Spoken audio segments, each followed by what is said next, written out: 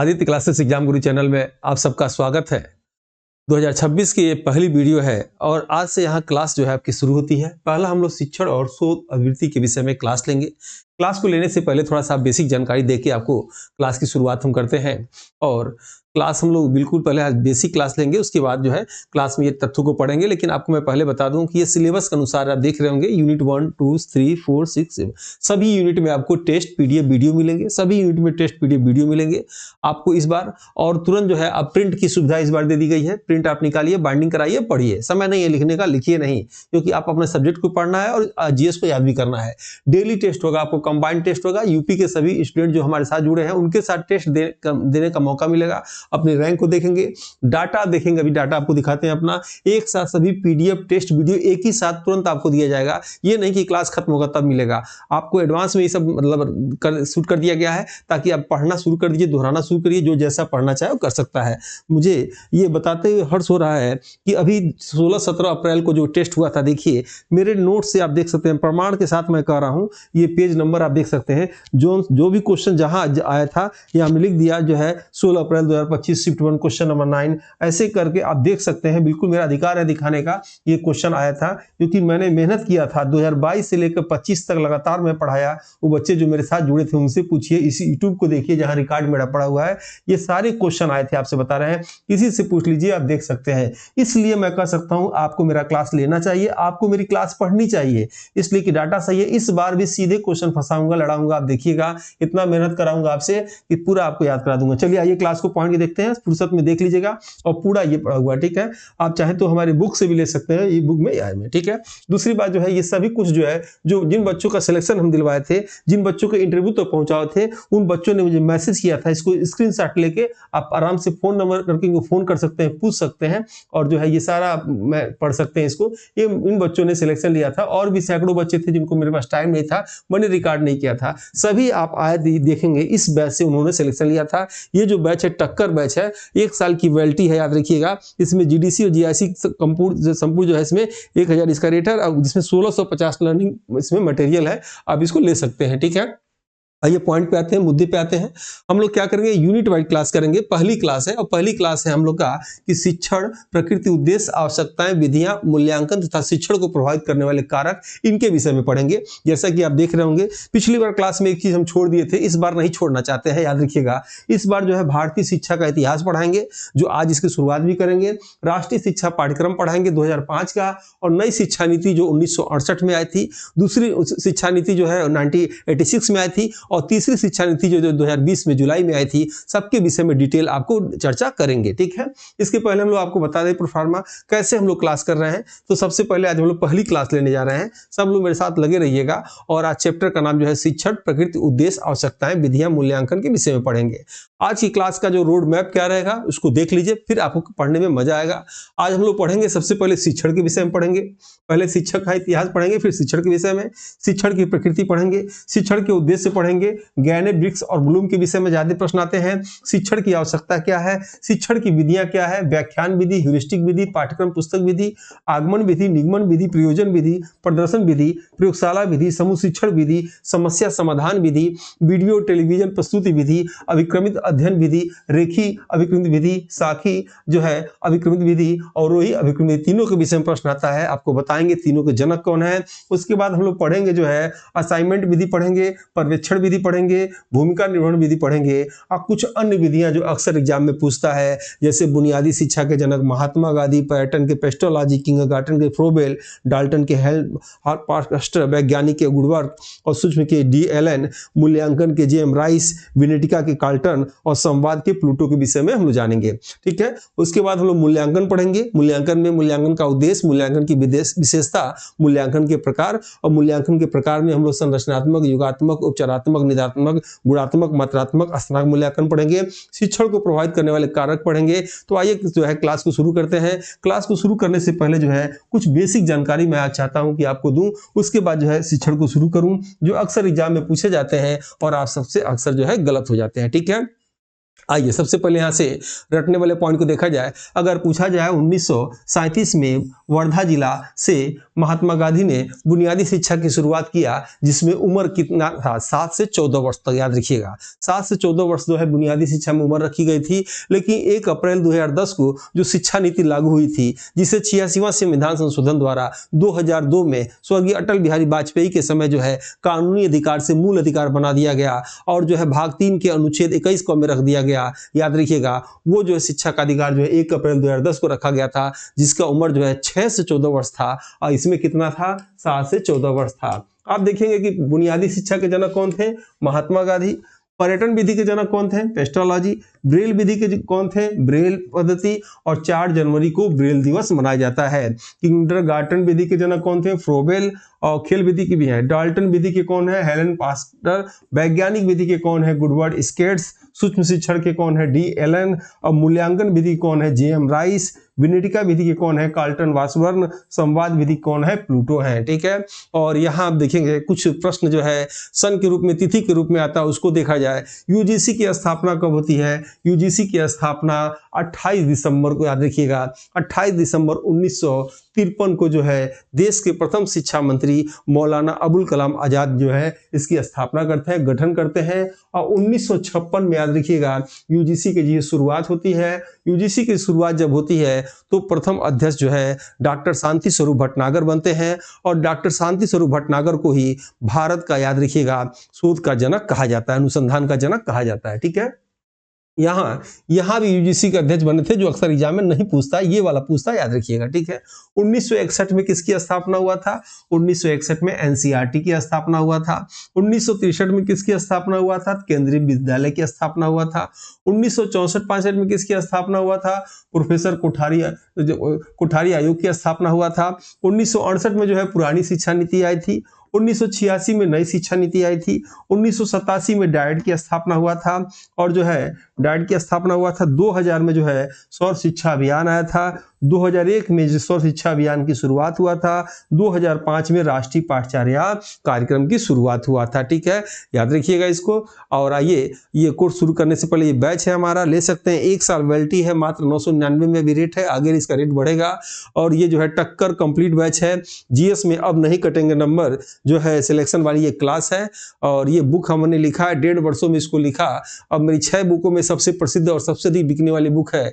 ये बिखरे हुए चुनिंदा तथ्य इसमें संगठित है, अक्सर परीक्षा में पूछे जाने वाले तथ्यों पर आधारित है, सिलेबस के अनुसार महत्वपूर्ण और सटीक जानकारी है। 1 दशक के अनुभव को इस पुस्तक के रूप में संकलित करने का प्रयास किया गया है। सिलेबस जल्दी खत्म और रिवाइज करने का असरदार विकल्प है। प्रत्येक थ्योरी चैप्टर के बाद 30 एमसीक्यू प्रैक्टिस सेट भी इसमें है। अपडेटेड तथ्य है, 2 से 6 तक है, हिंदी माध्यम से है। अब मेरी क्लास लेना चाहते हैं तो मैं कहूंगा इस पुस्तक को लेकर कम से कम 3 बार पढ़ के मेरी क्लास में बैठिए और पढ़ा हुआ आधा कुछ मैं बोलूंगा आपको याद भी हो जाएगा। ठीक है, और जो लोग नए हैं, नहीं जुड़े हैं, जुड़िए मेरे व्हाट्सएप ग्रुप से, टेलीग्राम ग्रुप से भी, सभी लिंक दे दिए जाते हैं।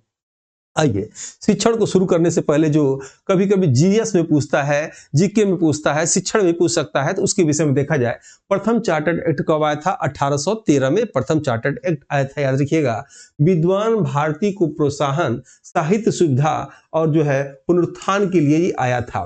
प्रश्न सबसे अधिक पूछा जाता है जो है 1813 के चार्टर्ड एक्ट में 1 लाख रुपए प्रति वर्ष खर्च करने के लिए आया और ईसाई मशीनरियों को जो है धर्म प्रचार की छूट दी गई इस चार्टर्ड एक्ट के तहत, और कंपनी ने के जो है भारतीय व्यापार के अधिकार को समाप्त कर दिया गया। हिस्ट्री के क्लास में डिटेल इसको हम बताए हैं, यहाँ ऐसे बस यहाँ समझिए, चूंकि शिक्षण की क्लास है तो बहुत डिटेल यहाँ बताने के समय बर्बाद नहीं करना चाहेंगे। हिस्ट्री क्लास में देखिएगा, उसमें बताऊंगा। ठीक है, और ये 1 लाख रुपया जो आया, तो 1 लाख रुपया क्या हुआ, ये जो है एक विवाद का प्रश्न बन गया कि पाश्चात्य विवाद और पश्चात विवाद के विषय में आप जानते होंगे। यह जो है 1 लाख रुपया जो है प्रतिवर्ष जो आ रहा है, क्या अंग्रेजी शिक्षा पे खर्च किया जाए या भारत में जो पहले से चल रही शिक्षा उस पर खर्च किया जाए। और ये विवाद जो है कब निपटारा होता है, मैकाले के समय, जब मैकाले जो है फिल्ट्रेशन थियरी द्वारा जो है विलियम बेंटिंक जो भारत का प्रथम गवर्नर जनरल होते हैं, उनको जो है 1835 में अपना विवरण देते हैं। तभी से भारत में अंग्रेजी के जनक मैकाले बनते हैं। एक बार एग्जाम में पूछा हुआ था मैकाले कौन थे। मैकाले कौन थे? तो मैकाले क्या थे? एक विधिवेत्ता थे, विधिवेत्ता कह सकते हैं, मैकाले विधिवेत्ता थे। विलियम बेटिंग के समय इन्होंने अपना विवरण पत्र दिया था, निस्यंदन सिद्धांत या फिल्ट्रेशन थियरी दिया था। विलियम बेटिंग बहुत ही होशियार गवर्नर था।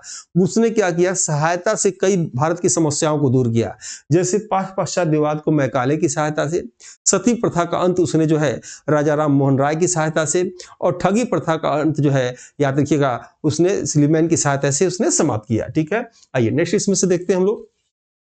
वुड डिस्पैच 1854 में वुड डिस्पैच किसके समय आया था? डलहौजी के समय आया था। डलहौजी ने भारत में भी बहुत अच्छा काम किया था। उसने भारत में सबसे पहले रुड़की इंजीनियरिंग कॉलेज की स्थापना उसी ने किया था, और डलहौजी की देन है कि भारत में रेल, डाक, तार की शुरुआत हुआ था। उसने जो है भारत की राजधानी गर्मी के दिनों में कलकत्ता से शिमला ही रखा था। हड़प नीति चूंकि डलहौजी ने लाया था, विधवा पुनर्विवाह भी उसी ने ही शुरू किया था, याद रखिएगा। लेकिन पूर्ण रूप से साइन जो है उसके बाद कैनिन आते हैं, वो करते हैं। डलहौजी की एक चर्चा हम लोग कर देंगे वुड डिस्पैच का। स्त्री शिक्षा पे जोर देने के लिए डलहौजी ने वुड डिस्पैच लाया था, जिसे शिक्षा का महाधिकार पत्र के नाम से जाना जाता है। शिक्षा का महाधिकार पत्र के नाम से जाना जाता है। शिक्षा का मैग्ना कार्टा भी कहा जाता है 1854 के वुड डिस्पैच को। मैग्ना कार्टा याद रखिएगा अक्सर आता है। ठीक है, शिक्षा जैसे संविधान का मैग्ना कार्टा किसे कहा जाता है? तो भाग 3 को कहा जाता है। या कहा जाए कि विश्व में संविधान का मैग्ना कार्टा जो है ब्रिटेन के संसद को कहा जाता है, ये भी प्रश्न आता है कभी कभी। और जो है 1872 का सन देखेंगे 54 के बाद। 1872 में पहली बार जो है जनगणना हुआ था, जो अनियमित था। क्या था? अनियमित था। किसके समय हुआ था? आप जानते भी होंगे, मेवो के समय हुआ था। वही मेवो जिसका जो हत्या अंडमान निकोबार ने एक अफगानी ने कर दिया। वही मेवो जिसने राजकुमारों को पढ़ने के लिए मेवो कॉलेज खोला था अजमेर में। ठीक है, उसके बाद 1881 में रिपन के समय नियमित जनगणना हुआ था। याद रखिएगा, रिपन ने नियमित जनगणना 1881 में करा था। रिपन के समय ही 1882 में हंटर कमीशन आया था प्राथमिक शिक्षा के प्रसार के लिए, याद रखिएगा। और जो है गोपाल कृष्ण गोखले कहते हैं कि रिपन सबसे लोकप्रिय था। रिपन का ही देन है नगर पालिका, पंचायत, स्थानीय स्वशासन के जनक कौन है? रिपन को कहा जाता है। इल्बर्ट बिल विवाद भी उसी के समय आया था। जो लिटन ने जो है वर्नाकुलर प्रेस एक्ट, मुंह बंद करने वाला नियम लगा रखा था, उसको रिपन ने ही समाप्त किया। सेंसेक्स भी जो है रिपन के समय ही भारत में आया था, याद रखिएगा। बहुत ही महत्वपूर्ण गवर्नर था। उसके बाद 1937 में अभी आपसे चर्चा किए थे, बुनियादी शिक्षा योजना महात्मा गांधी लाए थे। और प्राचीन भारत के पाठ्यक्रम में याद रखिएगा 4 वेद के विषय में। वेद कितना होता है? 4 वेद होता है। वेदांग कितना होता है? 6 होता है। विधाएं कितनी होती हैं? 14 होती हैं। शिल्प कितना होता है? 18 होता है। कला कितना होता है? 64 होता है। शुल्क लेने वाले गुरु उपाध्याय, याद रखिएगा, शुल्क लेने वाले गुरु उपाध्याय, निःशुल्क शिक्षा देने वाले गुरु आचार्य कहलाते हैं। ठीक है, यायावर गुरु घूम घूम कर शिक्षा जो है प्रदान करते थे। यहाँ ठीक है, यायावर गुरु क्या करते थे? घूम घूम कर शिक्षा प्रदान करते थे। वैदिक काल में याद रखिएगा 16 संस्कार थे। 16 संस्कार याद रखिएगा। और जो है और विद्या यहाँ देखिएगा थोड़ा सा विद्यारंभ संस्कार होगा। क्या होगा? विद्यारंभ संस्कार, इसको यहाँ लिख दे रहे हैं विद्यारंभ संस्कार। ठीक है, विद्यारंभ संस्कार वैदिक काल में था। उपनयन संस्कार था और समावर्तन संस्कार पूछता है। यह संस्कार 16 था। वैसे 11वां संस्कार बहुत ही फेमस है, जिसे जनेऊ संस्कार आजकल हम लोग कहते हैं। और पूछता है कभी कभी कि माँ के गर्भ में कितने संस्कार हो गए थे 16 संस्कारों में? तो 3 संस्कार माँ के गर्भ में ही हो जाते हैं। ठीक है, 11वां जनेऊ संस्कार याद रखिएगा। और 16वां लास्ट में कौन सा है? अंत्येष्टि वाला है। और विद्यारंभ, यहाँ चूंकि हम लोग शिक्षण से संबंधित बात करेंगे तो विद्यारंभ संस्कार होता था। उसके बाद उपनयन संस्कार होता था, जिसे जनेऊ भी कहा जाता है। और समापवर्तन संस्कार होता था। ठीक है, 25 वर्ष में वैदिक काल में। बौद्ध धर्म में क्या होता था? पवज्जा संस्कार होता था। ठीक है, और उपसंपदा संस्कार बौद्ध धर्म में होता था। ठीक है, मुस्लिम धर्म में क्या होता था? बिस्मिल्लाह खानी संस्कार होता था। वैदिक शिक्षा संबंधित प्राचीन साहित्य क्या है? प्रातिसारक है। ठीक है, गुरु बदलने वाले शिष्य को क्या करते थे? तीर्थकाक कहते थे। नेक्स्ट आइए हम लोग देखा जाए, कुछ विश्वविद्यालय को देख लिया जाए शॉर्टकट में, जो अक्सर एग्जाम में आपके जीके में पूछता है, पूछा भी हुआ है। आप सालवर्ड में देखिएगा।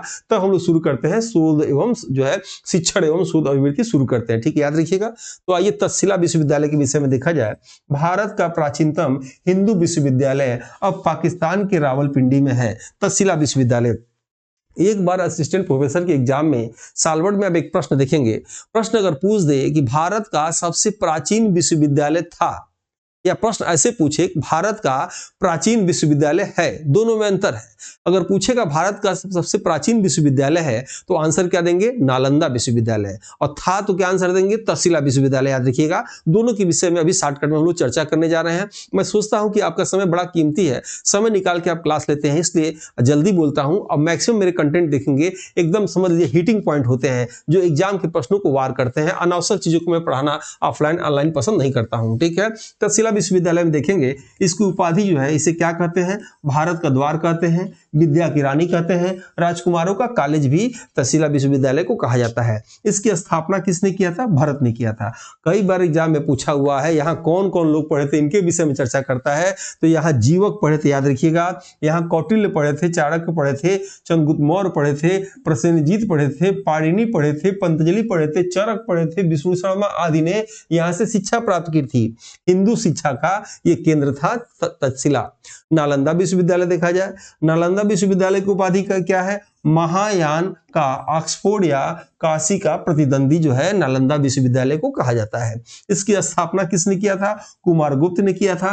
कभी कभी कुमारगुप्त की जगह पे शक्रादित्य का नाम भी आता है। कुलपति कौन थे इसके, प्रथम कुलपति शीलभद्र थे, हिंसान के समय, याद रखिएगा। अब विद्यार्थी जो है 10,000 थे और शिक्षक जो है 1510 थे वेनसान के समय। वेनसान किसके समय आया था, हर्षवर्धन के समय आया था, याद रखिएगा। और फायान किसके समय आया था, चंद्रगुप्त विक्रमादित्य के समय आया था, ठीक है। बौद्ध धर्म में बौद्ध धर्म के महायान शाखा शिक्षा से संबंधित है। आपके सालवर्ड में देखिएगा पूछा हुआ है विश्वविद्यालय और किस जो है शाखा से संबंधित है, इसलिए मैंने इसको यहाँ डाल दिया है। यानी पूछेगा नालंदा विश्वविद्यालय किससे संबंधित है सॉरी, महायान शाखा से संबंधित है। 1203 में बख्तियार खिलजी ने इसे नष्ट कर दिया था। विक्रमशिला विश्वविद्यालय की स्थापना किसने किया, तो धर्मपाल ने किया था। बौद्ध धर्म की व्रजयान या तंत्रयान शाखा से शिक्षा का यह केंद्र है, याद रखिएगा। ये पूछा हुआ है, आपके एग्जाम में पूछा हुआ पॉइंट है। और 1203 में इसको भी बख्तियार खिलजी ने क्या किया, नष्ट कर दिया। वल्लभी विश्वविद्यालय के विषय में देखा जाए, वल्लभी विश्वविद्यालय कहाँ है, गुजरात के काठियावाड़ में है। स्थापना मैत्रक वंशी शासक भट्टा ने इसको स्थापना किया था। और वल्लभी विश्वविद्यालय क्या, बौद्ध धर्म के हीनयान शाखा के शिक्षा का केंद्र था। यहाँ के स्नातकों को प्रशासनिक पदों पर नियुक्त किया जाता था। अटाला मस्जिद, याद रखिएगा, पूछता है अक्सर। अटाला मस्जिद कहाँ है, जौनपुर में है, उत्तर प्रदेश में। उपाधि इसे पूर्व का सिराज कहा जाता है। और जो है 14वीं शताब्दी में प्रसिद्ध मस्जिद था। मस्जिद का निर्माण 1408 ईस्वी में सरकी वंश के शासक जो है इब्राहिम शाह द्वारा इसको बनाया गया, ठीक है। अब हम लोग शुरू करते हैं शिक्षण। शिक्षण क्या है, शिक्षण की परिभाषा क्या है, इसके विषय में हम लोग देखेंगे, ठीक है। तो आइए शुरू करते हैं। यहाँ से देखा जाए तो इसके पीछे पहले भी पूछता था और यहाँ से मेन जो है आपकी क्लास शुरू होती है। याद रखिएगा, इस क्लास को शिक्षण व शोध विधि या यूनिट 2 को हम लोग कई रूपों में, कई भागों में पढ़ेंगे, ठीक है, कई तरह से पढ़ेंगे। ये थोड़ा आप लोग को कठिन लगता है, मैं समझ रहा हूँ इस बात को। और चूंकि मनोविज्ञान पढ़ाने की वजह से जब जीएस की क्लासेज मुझे इस साल, चूंकि मैं पेशेवर टीचर हूँ तो मुझे पढ़ाना ही रहता है साल भर, तो अक्सर हम जो है शिक्षण जो है सीडीपी पढ़ाते हैं, जो है सीटेट या कभी टेट में पढ़ाने का मौका मिला, नेट में पढ़ाने का मौका मिला, तो मैं जब भी क्लास मुझे प्राइवेट मिलता था तो मैं पढ़ाता था। तो आपको कोई दिक्कत इसमें नहीं होगा, जहां से प्रश्न आते हैं मैं आपकी पूरी मदद कर दूंगा, ठीक है। आइए देखते हैं हम इसको। शिक्षण क्या है, शिक्षण जो है त्रिआयामी सामाजिक प्रक्रिया जिसमें शिक्षक, पाठ्यक्रम, शिक्षार्थी शामिल हो, उसे शिक्षण कहा जाता है। प्रश्न ये भी आता है कि त्रिआयामी प्रक्रिया के जनक कौन है, तो जॉन डीवी है, याद रखिएगा। जॉन डीवी ने क्या किया था, त्रिआयामी जो है प्रक्रिया दिया था। पहले वैदिक काल में पूछेगा, क्या वैदिक काल में त्रिआयामी जो है सामाजिक प्रक्रिया शिक्षण का था, तो नहीं था। क्यों, क्योंकि वहां द्विआयामी था, मतलब एक शिक्षक हुआ करता था, याद रखिएगा, और जो है छात्र हुआ करते थे, पाठ्यक्रम नहीं हुआ करता था, इसका स्थान नहीं था, ठीक है। नेक्स्ट आप देखेंगे डॉक्टर एपीजे अब्दुल कलाम, इनका एक कथन आपको याद रखना चाहिए। डॉक्टर एपीजे अब्दुल कलाम का क्या कहते हैं, शिक्षण एक बहुत ही महान व्यवसाय है जो व्यक्ति के चरित्र, क्षमता और भविष्य को एक आकार प्रदान करता है। स्मिथ क्या कहते हैं, स्मिथ कहते हैं कि शिक्षण अधिगम को उत्प्रेरित करने वाली एक पद्धति है। स्किनर क्या कहते हैं, शिक्षण वह व्यवस्था है जो पुनर्वलन का क्रम होता है। रायंस क्या कहते हैं, शिक्षण वह प्रक्रिया है जिसमें किसी दूसरे व्यक्ति के सीखने के लिए दिशा निर्देश देने तथा उन्हें अन्य प्रकार से निर्देशित किया जाता है। शिक्षण की प्रकृति क्या है, तो शिक्षण की प्रकृति निम्नलिखित है।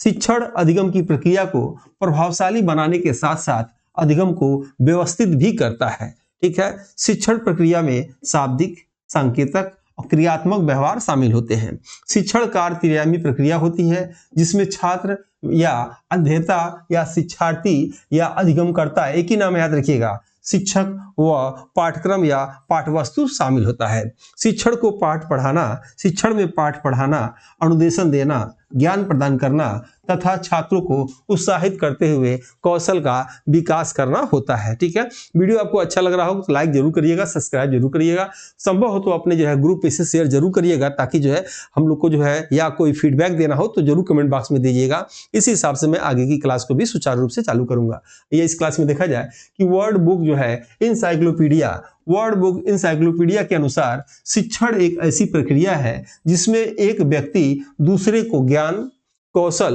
तथा अभिरुचियों को सीखने में सहायता प्रदान करता है। शिक्षण दूसरे को सीखने में मदद करता है। शिक्षण में विज्ञान व कला दोनों का मिश्रित रूप होता है, जबकि शिक्षक प्रस्तावना कौशल नवीन ज्ञान को पूर्व ज्ञान से जोड़ना क्या कहलाता है, प्रस्तावना कौशल। जबकि जो है शिक्षक प्रस्तावना कौशल का प्रयोग करता है तो वह अपनी कला को दिखाता है, और जब अपने पाठ्यक्रम का मूल्यांकन एवं शिक्षण नियोजन का कार्य करता है तो शिक्षण का जो है वैज्ञानिक पक्ष होता है। शिक्षण का वर्तमान प्रकृति व्यावसायिकता के साथ उद्देश्यों को प्राप्त करना है। शिक्षण में जो है समस्या का कारण पता करना यानी निदानात्मक पक्ष तथा उसका उचित उपचार करना यानी उपचारात्मक जो है पक्ष शामिल होता है। शिक्षण में छात्र या अध्येता या व शिक्षक के मध्य जो है अंतःक्रिया शामिल होती है। शिक्षण में ज्ञान, अनुभव, वैज्ञानिक सिद्धांतों की दक्षता से समाज के लिए व्यवस्थित कौशलात्मक प्रक्रिया के साथ जो है उपयोग में लाया जाता है। शिक्षण छात्रों के जीवन यापन बेहतर करने की एक प्रक्रिया है। शिक्षण में शिक्षा के औपचारिक, अनौपचारिक तथा गैर औपचारिक पक्ष सम्मिलित होते हैं। शिक्षण प्रक्रिया जो है प्रशिक्षण से प्रारंभ होती है और जीवन पर्यंत जो है चलने वाली ये प्रक्रिया है। आइए शिक्षण का उद्देश्य देखा जाए। देखिए ये चैप्टर बहुत बोरिंग है, आप लोग को जल्दी समझ में नहीं आता है। इस चैप्टर के बाद जब हम प्रश्नों को प्रैक्टिस कराएंगे तो वहां कॉन्सेप्ट और क्लियर हो जाएगा, और जो न समझ में आए वहां जो है ऑप्शन के माध्यम से आपको समझाने की पूरा प्रयास करेंगे। ठीक है, शिक्षण का उद्देश्य क्या है इसको देखा जाए। बहुत हद तक आप समझते होंगे बातों को, खासतौर पर जो लोग PhD किए हैं और नेट जा रहे हैं लोग और अच्छी तरह समझते हैं। जो लोग PhD किए हैं बेहतर समझ होती है उनकी। शिक्षण के भौतिकवादी पक्ष, प्रयोजनवादी पक्ष, आदर्शवादी पक्ष, साम्यवादी पक्ष आदि को विभिन्न उद्देश्य होते हैं। शिक्षण के उद्देश्य निम्नलिखित हैं। पहला, शिक्षण का प्रमुख उद्देश्य अधिगमकर्ता में आत्मविश्वास को बढ़ावा देना है। शिक्षण का उद्देश्य शिक्षण कार्य में रुचि प्रदान करना होता है। शिक्षण का उद्देश्य अधिगमकर्ता की क्रियाशीलता व संवेदनशीलता को बढ़ाना है। शिक्षण का उद्देश्य भाषा संप्रेषण का भी विकास करना होता है। शिक्षण का उद्देश्य विकासात्मक, उद्देश्यपूर्ण व सामाजिकता को जो है बढ़ावा देना है। शिक्षण के उद्देश्य के अंतर्गत गैने व ब्रिक्स तथा ब्लूम द्वारा दिया गया शिक्षण एवं निर्देशात्मक उद्देश्यों का वर्गीकरण निम्नलिखित है। पहला देखेंगे गैने व ब्रिक्स द्वारा उद्देश्यों का वर्गीकरण। ठीक है, शिक्षण उद्देश्य को गैने व ब्रिक्स द्वारा निम्नलिखित चरण है। पहला चरण है ज्ञानात्मक रणनीतियां, दूसरा है बौद्धिक कौशल, तीसरा है आयोजक कौशल, चौथा है संचालन क्षमता और पांचवा है मनोदृष्टि। अब देखिएगा यहां से प्रश्न आ चुके हैं, वैसे मैं बता रहा हूं प्रश्न क्या पूछेगा। प्रश्न आएगा ऐसे कि गैने और ब्रिक्स द्वारा उद्देश्यों के वर्गीकरण में या गैने और ब्रिक्स द्वारा जो है उद्देश्यों को समझाने के लिए किस चरण की आवश्यकता नहीं होती, या कौन सा चरण जो है गैने और ब्रिक्स से संबंधित नहीं है। इसमें से 3 सही डाल देंगे और 1 गलत डाल देंगे, मिलता जुलता आपको छांटना होगा। इसलिए ये पॉइंट आप जो है एक बार इसको नोट कर लीजिएगा, रट कर लीजिएगा। ठीक है, आइए नेक्स्ट देखते हैं हम लोग। अब दूसरा पॉइंट है इसमें कि गैने और ब्रिक्स का जो है उद्देश्य का वर्गीकरण में देखेंगे आप इसमें कि पहला इसमें है ज्ञानात्मक रणनीतियां, यानी ये जो हम अभी आपने देखा ये पॉइंट, इसके विषय में थोड़ा 2 लाइन हम लोग पढ़ लेते। तो पहला क्या इसमें देख रहे होंगे ज्ञानात्मक, दूसरा बौद्धिक, तीसरा आयोजन, चौथा संचालन और पांचवा क्या है मनोदृष्टि। तो पहला हम लोग देखेंगे ज्ञानात्मक रणनीतियां। ठीक है, ज्ञानात्मक रणनीतियों के अंतर्गत शिक्षण के कौशल, स्मृति व स्व शिक्षण को बढ़ावा देने वाली विधियों को शामिल किया गया है। ठीक है, बौद्धिक कौशल में आप देखेंगे इस चरण के अंतर्गत निदानात्मक एवं उपचारात्मक अधिगम व अधिगम के नियम को जो है बताया गया है। आयोजन कौशल में आप देखेंगे शिक्षण में प्राप्त किए गए ज्ञान का प्रदर्शन ही आयोजन कौशल के अंतर्गत आता है। संचालन क्षमता क्या होता है? शिक्षण में संचालन क्षमता के अंतर्गत इंद्रियों और ज्ञानेंद्रियों में संचालन क्षमता के विकास के साथ साथ लक्ष्य को प्राप्त कराना जो है सिखाया जाता है। मनोदृष्टि क्या होता है? इसके अंतर्गत शिक्षण के अधिगमकर्ता के मानसिक व अन्य क्षेत्रों के साथ स्थिति को जो है व्यक्त किया जाता है। ब्लूम के द्वारा शिक्षण उद्देश्यों का वर्गीकरण ये पूछा जाता है। ये इंपॉर्टेंट पॉइंट है और आपको ये याद होना चाहिए, बिल्कुल इंपॉर्टेंट पॉइंट है, कई बार एग्जाम में ये पूछा गया है। ठीक है, अब देखेंगे ब्लूम के द्वारा शिक्षण उद्देश्यों के वर्गीकरण को 1956 में दिया गया था, जिसको समझने के लिए ब्लूम द्वारा 3H शब्द का प्रयोग किया गया, जिसमें निम्नलिखित पक्ष होता है। पहला देखिएगा, ज्ञानात्मक पक्ष क्या होता है? हेड। क्रियात्मक पक्ष या मनोसंचालित पक्ष क्या होता है? हैंड। ठीक है, भावात्मक पक्ष क्या होता है? हार्ट। ठीक है, यानी 3H को ये सिद्धांत को प्रतिपादित करते हैं। उपरोक्त तीनों पक्षों को निम्नलिखित रूपों में दिया गया है। अब इन तीनों के पक्षों के विषय में देखा जाए, यहाँ सभी प्रश्न जो है आ सकता है। तो सबसे पहले हम लोग क्या करेंगे, ज्ञानात्मक पक्ष को देखेंगे, फिर क्रियात्मक पक्ष को देखेंगे, फिर जो है भावात्मक पक्ष को देखेंगे। तो आइए सबसे पहले हम लोग देखते हैं ज्ञानात्मक पक्ष को। ठीक है, ज्ञानात्मक पक्ष में आप देखेंगे, ज्ञानात्मक पक्ष ज्ञान, सूचना व ज्ञान के उपयोग आदि से संबंधित स्मृति क्षमता को विकसित करने से संबंधित होता है। ब्लूम द्वारा ज्ञानात्मक पक्ष को 6 चरणों में बताया गया। वेरी वेरी इंपॉर्टेंट, अक्सर ब्लूम जी का पूछा जाता है। मैं तो कह रहा हूं तोता के नोक पे जो है, तोता की तरह जुबान के नोक पे इसको रट जाइएगा ऐसे ही। ठीक है, कई बार पूछा हुआ है। 6 चरणों में पहला क्या होता है ब्लूम द्वारा? ज्ञान, दूसरा बोध, तीसरा उपयोग, चौथा विश्लेषण, पांचवा संश्लेषण और जो है छठवां मूल्यांकन। यदि आप शिक्षण कार्य कर रहे हैं तो बच्चों को बताते समय याद रखिएगा, आपके अंदर जो है ज्ञान प्रसारित करने की क्षमता होनी चाहिए। बच्चों को समझ में आए, उसका उपयोग क्या है बताना है, उसका विश्लेषण संश्लेषण के साथ उसका मूल्यांकन करते हुए शिक्षण कार्य आपको कराना चाहिए। नेक्स्ट आप देखेंगे क्रियात्मक और मनोसंचालित पक्ष में क्या है। ब्लूम के इस क्रियात्मक पक्ष को मनोप्रेरक या मनोगत्यात्मक भी कहा जाता है, क्योंकि इस पक्ष का संबंध जो है मनोगत्यात्मक कौशल के विकास से है। इसके अंतर्गत शारीरिक क्रियाओं के प्रशिक्षण के माध्यम से शिक्षण के उद्देश्य को प्राप्त किया जाता है। ब्लूम के इस क्रियात्मक व मनोसंचालित पक्ष के अंतर्गत 5 चरणों को बताया गया है, जो निम्न है। पहला प्रतिरूपता, दूसरा प्राकृतिकरण, तीसरा परिशुद्धता, चौथा हस्त कौशल व कार्य साधना और पांचवा है अस्पष्ट अभिरुचि। इससे प्रश्न जो है कम आए हैं, फिर भी आप इसको देख लीजिएगा। और तीसरा हम लोग देखा जाए जो है ब्लूम का जो है तीसरा भावात्मक पक्ष को हम लोग देखना है, यानी इसको देख चुके हैं। अब हम लोग जो है तीसरा जो है भावात्मक पक्ष को देखा जाए। आइए इसमें देखते हैं भावात्मक पक्ष को।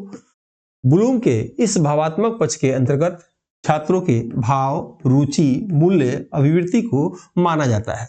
इसे निम्न चरणों में बताया गया है, जैसे आग्रहण, संयोजित, आकलन करना, प्रतिक्रिया करना, अनुक्रिया करना जो है ये भावात्मक पक्ष में बताया गया है।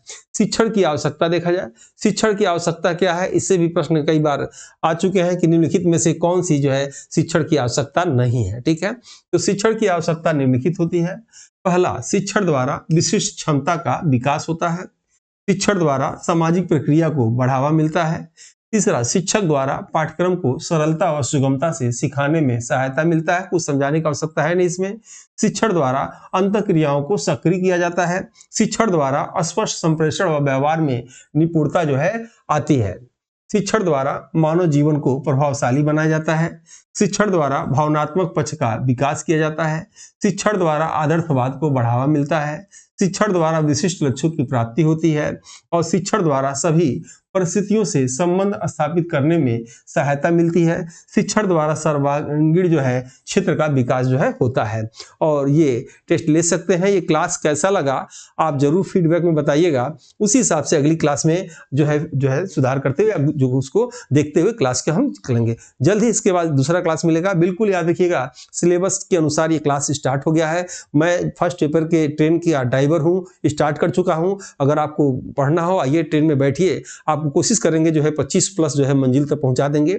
और ये टक्कर बैच आपको लेना चाहिए। 1 साल वैलिडिटी है, 1 साल के अंदर एडवर्टाइजमेंट 51, 52 मिलेगा। जीडीसी, जीआईसी या कोई भी वनडे एग्जामिनेशन के पेपर आप देंगे, आपको जो है पूर्ण रूप से इसमें तैयार करा दिया जाएगा। ये बुक जरूर ले लीजिए, कम से कम 3 बार पढ़ने के बाद ही मेरे क्लास में बैठिए और अच्छा रहेगा। और वैसे आप स्वतंत्र हैं, कुछ भी कर सकते हैं, महत्वपूर्ण तथ्य इसमें है। और जो लोग नहीं जुड़े हैं इसमें जुड़ जाइए। और अभी तक जो लोग वीडियो को लाइक सब्सक्राइब न किए हो, आप सबसे रिक्वेस्ट है, वीडियो अच्छा लगे लाइक सब्सक्राइब जरूर करिएगा, कम से कम इसे 2 जगह शेयर जरूर करिएगा। ठीक है, मिलते हैं जल्दी इसके आगे वाले भाग वीडियो में। तब तक के लिए जय हिंद, जय भारत।